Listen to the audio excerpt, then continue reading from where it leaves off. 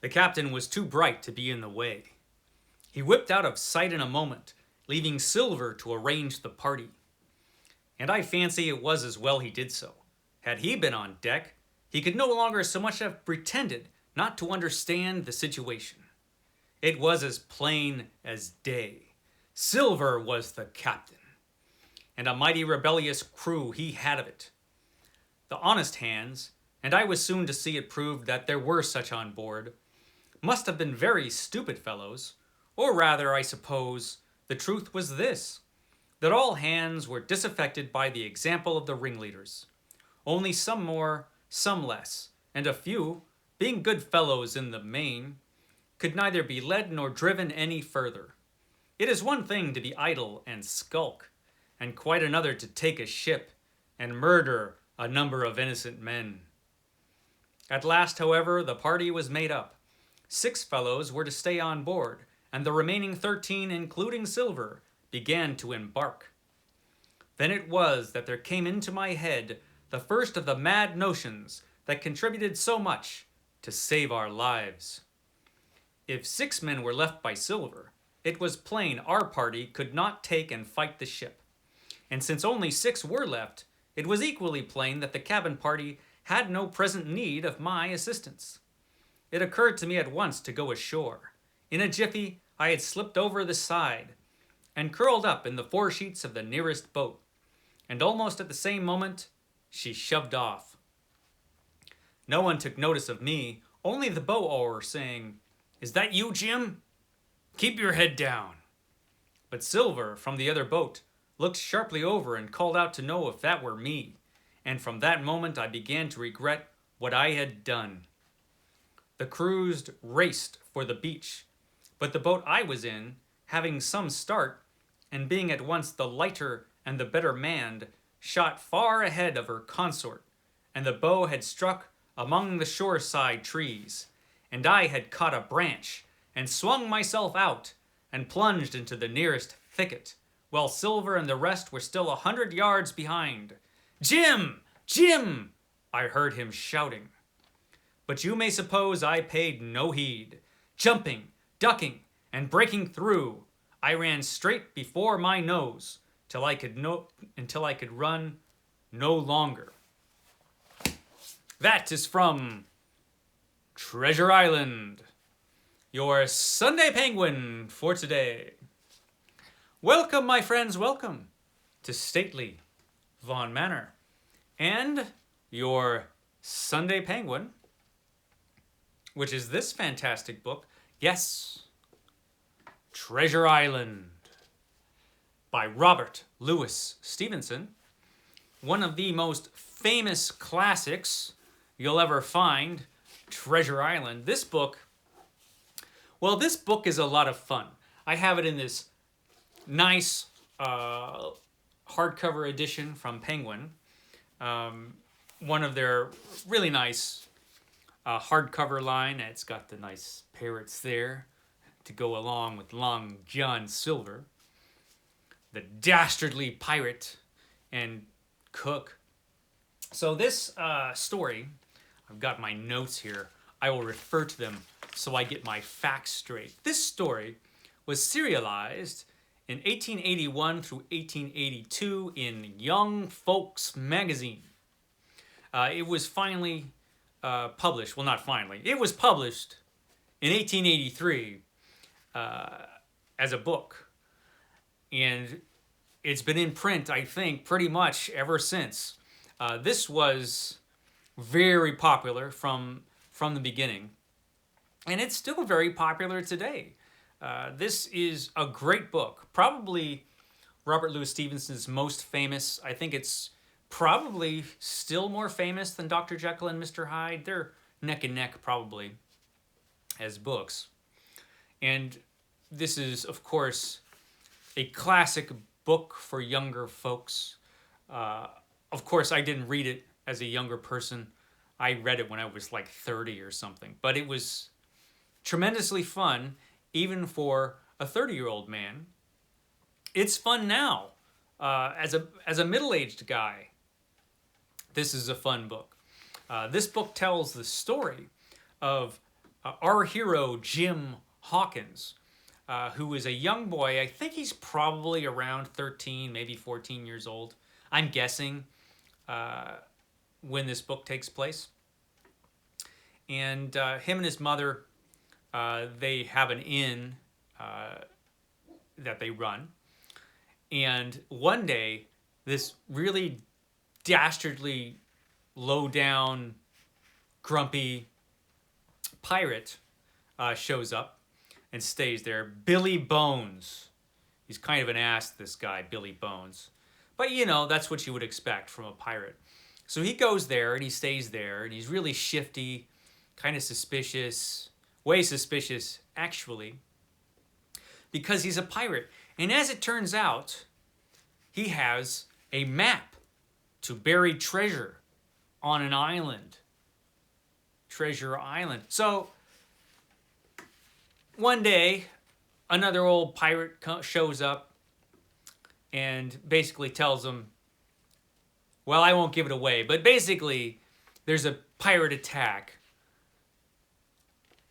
Jim and his mom escape with a chest, and inside the chest is the map.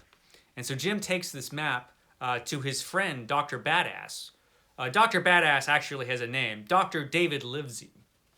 So this is the doctor. He's a great character, Dr. Badass. He's kind of a badass doctor. Really cool character. He takes the map to this doctor, and Squire Trelawney. I always get that name wrong, Trelawney, who is the rich guy. So he brings the map to the doctor and the rich guy, shows him the pirate map, and so they say, hey, this looks good, because you know what really rich guys want more than anything else? More money. And this looks like a chance to get more dough. The doctor, Jim, and of course the squire are all in for that. So the squire, he gets a ship already. The ship is the Hispaniola. I can't pronounce anything. But he gets this ship together, stocks it full of, well, half of them at least are pirates, it turns out, and a cook, a lively cook, Long John Silver. Now this treasure was buried there by Captain Flint, the notorious Captain Flint. And as it turns out, Long John Silver used to work for this guy. He used to be on the ship with Captain Flint. And on the way to the island, and once they get to the island, Treasure Island, he takes over. All his pirate buddies that are in the crew, you know, they decide to take over, and that is when the real adventure begins. I will not spoil any of the excitement, and there's plenty of excitement to be had in this book. So I won't go too much more into the plot of what happens on this island, but it's worth mentioning a few things about this book which make it so cool. First of all, the way it's written really, really well. It's really involving. The characters are fantastic. All of the characters have a lot of personality, especially, I guess, Long John Silver, although the Doctor has a lot of personality too. And our guy Jim, our cabin boy, is a great character. Really a reliable kid.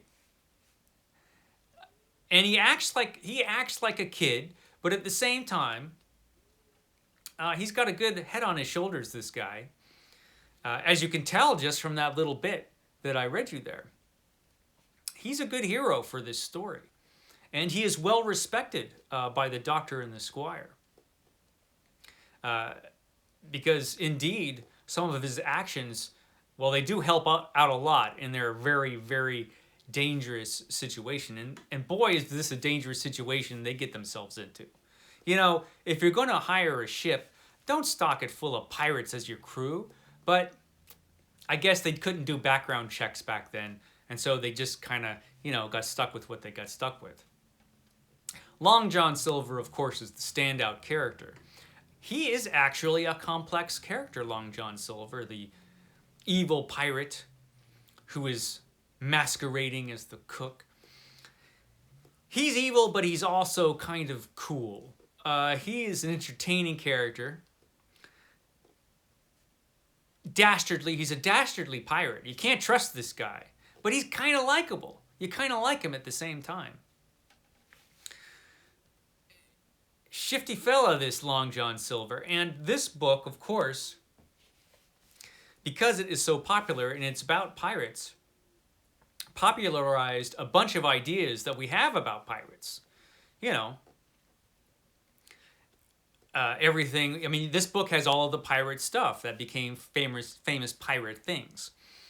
Had Long John Silver with his wooden leg and the parrot on his shoulder. It had pirates acting like the pirates that we are familiar with. It had the buried treasure. It has the treasure map. It has all that stuff. This is a great adventure story. Robert Louis Stevenson it's hard to say that he's underrated because everybody reads his books even now. He is an established classic author. He is very well respected, at least for Dr. Jekyll and Mr. Hyde, although he's respected for his other work as well.